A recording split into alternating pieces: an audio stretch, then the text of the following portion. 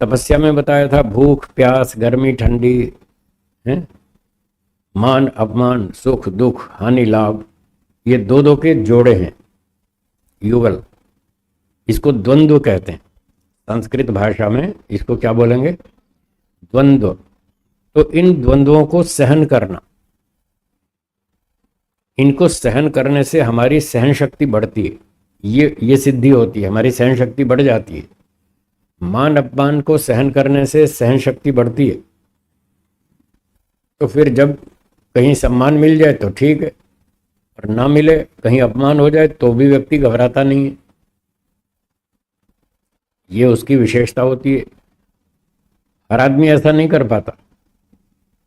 कोई कोई तो बस इतनी सी बात से दुखी हो जाते हैं, उसने मुझे ऐसा बोला क्यों, बस इसी में उनकी सारी रात नींद खराब हो जाती है। उसने मुझे ऐसा बोला क्यों, उसकी क्या औकात है मुझ पर ऐसी बात कहने की, मुझ पे ऐसा आरोप लगाने की, उसने मुझे ऐसा बोला क्यों। अब वो बेचारा इसी बात से दुखी है, सारी रात परेशान, नींद नहीं आएगी। वो सहन शक्ति नहीं है उसमें, सहन करना सीखा ही नहीं। ये ऋषि लोग समझाते हैं कैसे सहन शक्ति बढ़ाई जाए। ये ऐसा कहते हैं, अगर कोई सम्मान कर दे तो ठीक है, और कोई अपमान कर दे तो कोई बात नहीं। 3 शब्द बोलो और मस्त रहो, कोई बात नहीं, आराम से सो कोई नींद खराब नहीं होगी। क्या आप संसार के राजा हैं? क्या यहां सब लोग आपकी इच्छा से चलेंगे? फिर उसने कुछ कह दिया तो क्यों दुखी हो रहे हो? वो कोई आपका गुलाम थोड़ी है, कोई आपके अधीन नहीं है, आपका नौकर नहीं है, आपका बेटा नहीं है, आपका चेला नहीं है, आपका खरीदा हुआ आदमी नहीं है। वो भी स्वतंत्र है, आप स्वतंत्र है, वो भी स्वतंत्र है।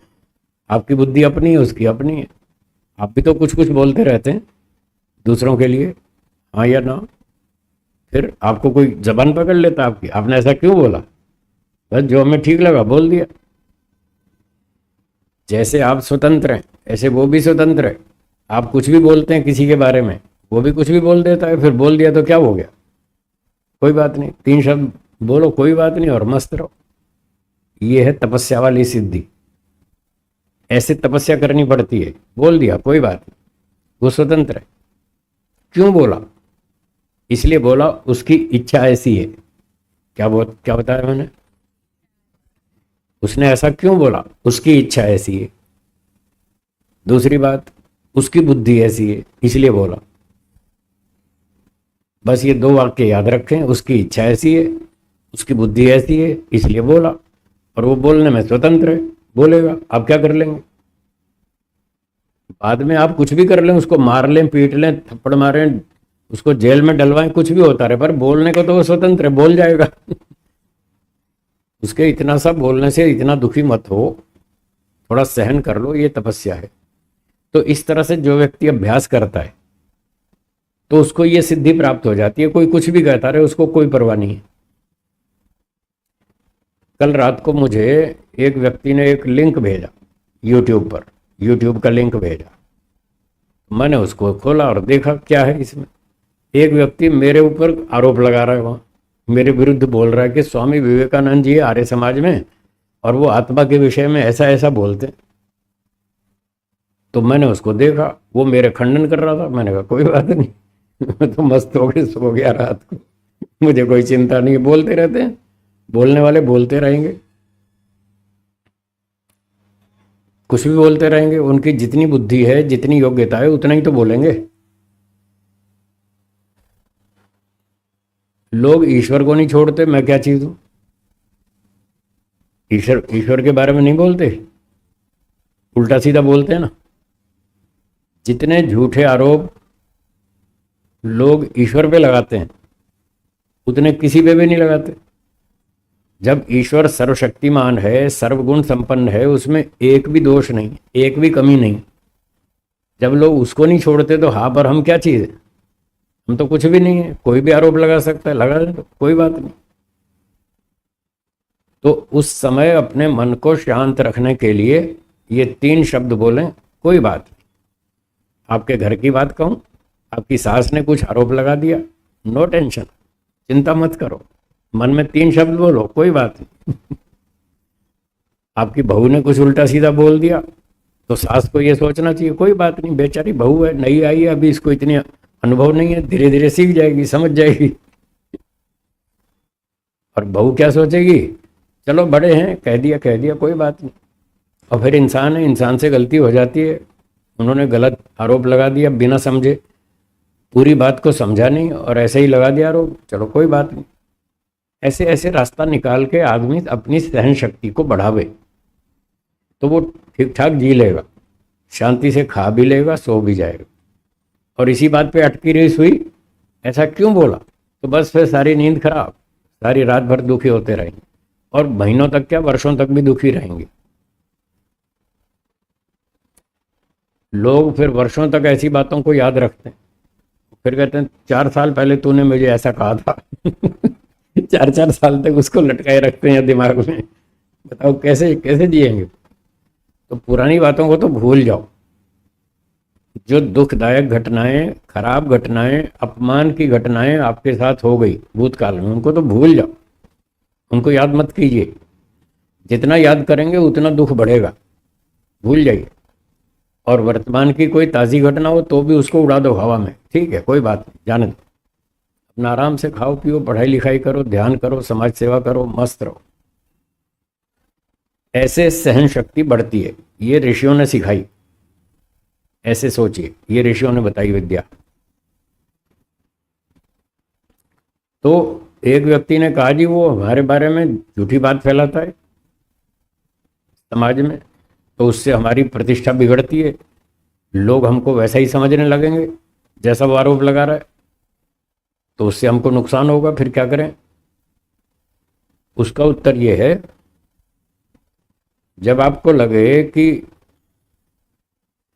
इसने जो मुझ पे झूठा आरोप लगाया, इससे समाज में मेरी प्रतिष्ठा बिगड़ रही है और लोग मुझे वैसा दोषी अपराधी मानने लगे हैं या मानने लगेंगे, ऐसी आशंका हो जाए, तो उसका उत्तर है समाज के 4 बुद्धिमान लोगों को इकट्ठा करो। 4, 2, 3, 4 बुद्धिमान लोगों को इकट्ठा करो और उस आरोप का स्पष्टीकरण उनको समझा दो कि ये झूठा आरोप है, मैंने ऐसा कोई दोष नहीं किया, जो मुझ पे आरोप लगाया जा रहा है ये झूठा है।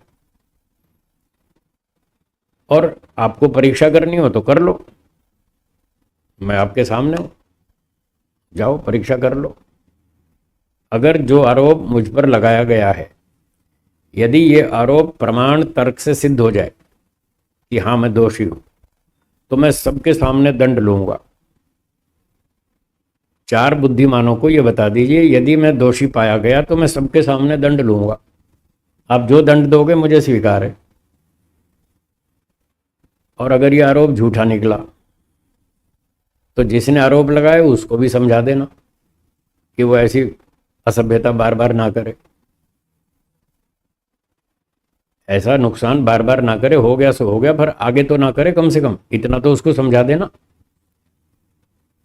और वैसे तो वो दंड का पात्र है, उसने मेरे बारे में झूठा बात फैलाई, उसको दंड मिलना चाहिए। आप दंड दो या मत दो कोई बात नहीं, पर कम से कम इतना जरूर कहिएगा कि वो ऐसी असभ्यता आगे बार बार ना करे। इतना आप 4 बुद्धिमानों को समझा दीजिए तो वो लोग समझ जाएंगे, ये जब यूं कह रहा है मैं सबके सामने दंड लूंगा, इसका मतलब ये दोषी है या नहीं है, वो क्या समझ जाएंगे, ये व्यक्ति दोषी है या नहीं है, नहीं है, बस वो 4 लोग समझ गए, इतना बहुत है। 4 बुद्धिमानों को समझा दीजिए, वो बाकियों को अपने आप समझा देंगे ये झूठा आरोप। आपका काम खत्म, आराम से खाओ, भगवान का भजन करो, खूब मजे से सो, कोई चिंता नहीं, ये समाधान। और मूर्खों की तो कोई चिंता नहीं, आप उनको आज समझाएंगे, कल फिर कोई बुद्धि खराब कर देगा उनकी, फिर भड़का देगा, उनको तो कहाँ तक समझाएंगे, उनकी कोई चिंता नहीं। हाँ, बुद्धिमानों को जरूर समझाएं कि ये बात झूठ है, बस आपका काम खत्म। तो इस तरह से ये तपस्या से प्राप्त होने वाली सिद्धियां हैं, ऐसे ऐसे तपस्या करनी चाहिए, मान अपमान को जीतें, ठीक है। सम्मान मिल गया तो ठीक है, और ना मिला तो कोई बात नहीं। किसी ने आरोप लगा दिया तो कोई चिंता नहीं, उसके कहने से आप वैसे नहीं हो जाएंगे। एक वकील साहब कोर्ट में जाते हैं बढ़िया सूट बूट पहन के, टाई लगा के, अब लोग उसको वकील साहब कहते हैं।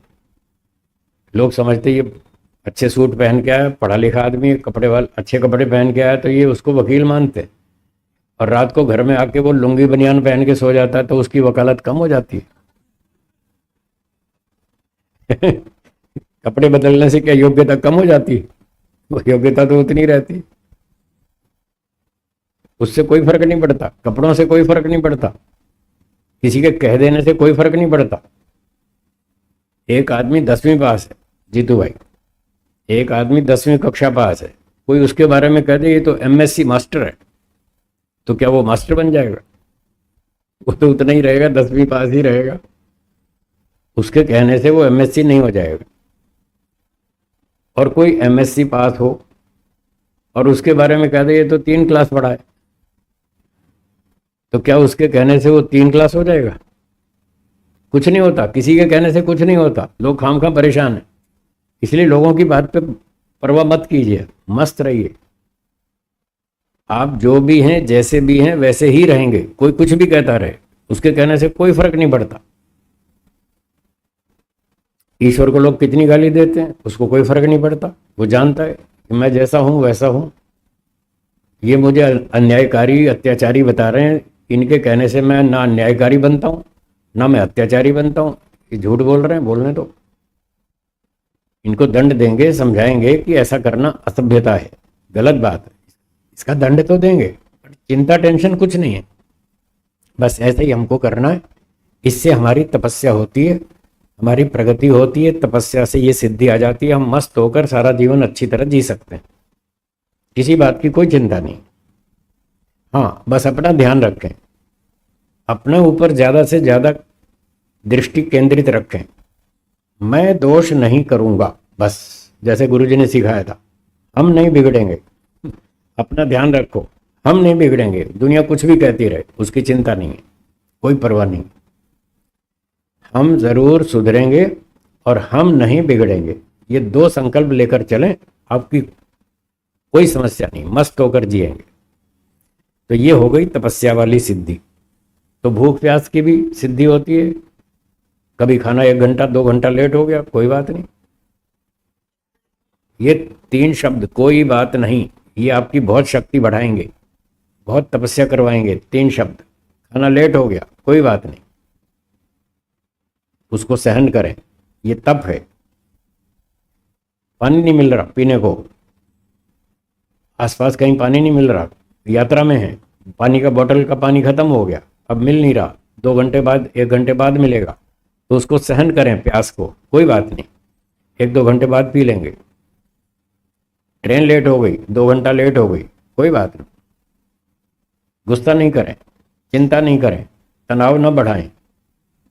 आप कर क्या सकते हैं? चिंता करने से, गुस्सा करने से ट्रेन जल्दी आ जाएगी, तो फिर क्यों काम का दुखी हो रहे? जो परिस्थिति है उसको स्वीकार करें, तो आप खुश होकर जी सकते हैं। ठीक है, जैसा भी है ठीक है, कोई बात नहीं। हाँ, जहां आप कुछ कर सकते हैं वहां करें। आपका गैस का सिलेंडर खत्म हो गया खाना बनाते बनाते, तो अब फटाफट फ़ोन करो, कंपनी को फ़ोन करो, भाई गैस का सिलेंडर ख़त्म हो गया, जल्दी भेजो। वो आप कर सकते हैं, वो करो। उसने कहा जी 1 घंटे में आ जाएगा, बोलो ठीक है। अब वो 3 घंटे तक नहीं आया, अब क्या कर सकते हैं आप? अब कुछ नहीं कर सकते। जो आप कर सकते थे आपने कर लिया, फ़ोन कर सकते थे कर लिया, सूचना दे सकते थे दे ली। 1 घंटे में नहीं आया तो रिमाइंडर करा दिया, फिर फ़ोन कर दिया जी 1 घंटा हो गया, अभी सिलेंडर आया नहीं, आप रिमाइंडर कर सकते हैं, बस इससे ज़्यादा आप कुछ नहीं कर सकते। तो उससे ज़्यादा टेंशन भी ना करें। इस तरह आपकी सहन शक्ति बढ़ेगी, सब क्षेत्रों में बढ़ेगी। उससे जो आपको लाभ होगा वो है तपस्या वाली सिद्धि। तो ये भी बहुत अच्छी है, आवश्यक है, ये भी करनी चाहिए।